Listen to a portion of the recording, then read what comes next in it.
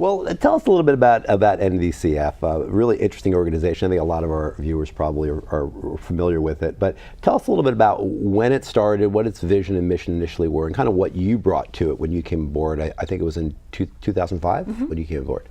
Yeah, so essentially I was hired in 2005. I was in Chico again doing some fundraising for an endeavor I had started in Guatemala with a Nigerian doctor.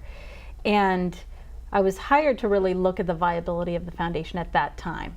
It had come out of the Chamber of Commerce, I think in the late 90s, and really was just a pet project for a couple of different things in the community, good things, but very small in scale, and really didn't have a business model that was working for it.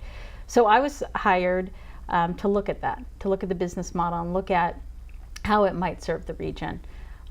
Because I had just come out of the Latin rainforest, to me just the idea of having warm showers and being stateside for a while at 29 sounded like a great gig. So I took it out for a walk. You know, I started interviewing community members and asking them what they needed, how a philanthropic foundation might help them. And I cold called as many people as I could get my Sharpie marker around in the yellow pages back then. And I really thought there was a need for an organization that mobilized people in the community to follow their own dreams, to follow their own passions. And so we rebuilt the community foundation from the ground up. We had about a dozen clients at the time. And for the past 14 years, that's what we've been doing. We've been establishing a business model that anyone can walk in our doors and say, I've got $5 but a dream to stop the deforestation and the killing of orangutans. That was an 8-year-old that walked in the door and told me that. To somebody later in life that says, I've acquired a lot of wealth and I'm super passionate about making sure that there's access to health care or